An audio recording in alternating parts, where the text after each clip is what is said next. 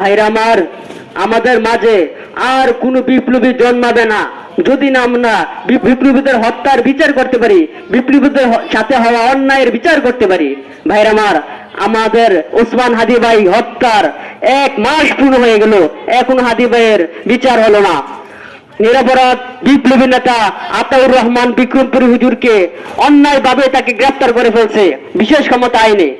ভাইরা আমার, এই বিক্রমপুরী হুজুর ছিলেন জালেমদের জন্য দুঃস্বপ্ন, জালেমদের একটা আতঙ্কের নাম। তিনি মজলুমদের ডাকে উন্মাদ হয়ে ছুটে আসতেন।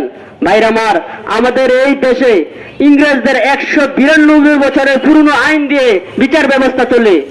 এই আইনে মানুষ তো দূরের কথা, কোনো পশু পাখিরও ইনসাফ হতে পারে না 100%। আমার ভাই আবু তাহের ভাই দীর্ঘ 18 বছর কারাবন্ধ ছিলেন, তারপর মনে হয়েছে সে নির্দোষ, তারপর তাকে বেকসুর খালাস করে দিয়েছে। এতদিন পরে তার জীবন যৌবন সংসার ছেলে মেয়ে সব শেষ। এরকম ভাবে অনেক আলেম নিরপরাধ বন্দী আছে আমাদের এই কারাগারে।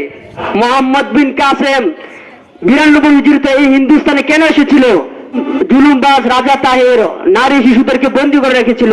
তারপর তারা ফরিয়াদ করে বলল, হে মুসলমানদের খলিফা, তোমরা আমাদেরকে মুক্ত করো, আর যদি না করো তাহলে কাল কিয়ামতের দিন তাদের বিরুদ্ধে নালিশ করব। তারপর মোহাম্মদ বিন কাসেম 12,000 সৈন্য নিয়ে সিন্ধু অভিযান করে, তারপর সিন্ধু বিজয় করে ফেলে, তারপর কালিমার পতাকা উড়িয়ে দেয়। আমরা সেই কালিমার পতাকার কথা বললে আমরা জঙ্গি হয়ে যাই। আমরা জঙ্গি কারণ আমরা শরিয়া চাই, আমরা একটা ইসলামী সাম্রাজ্য তৈরি করতে চাই, তাই আমরা জঙ্গি।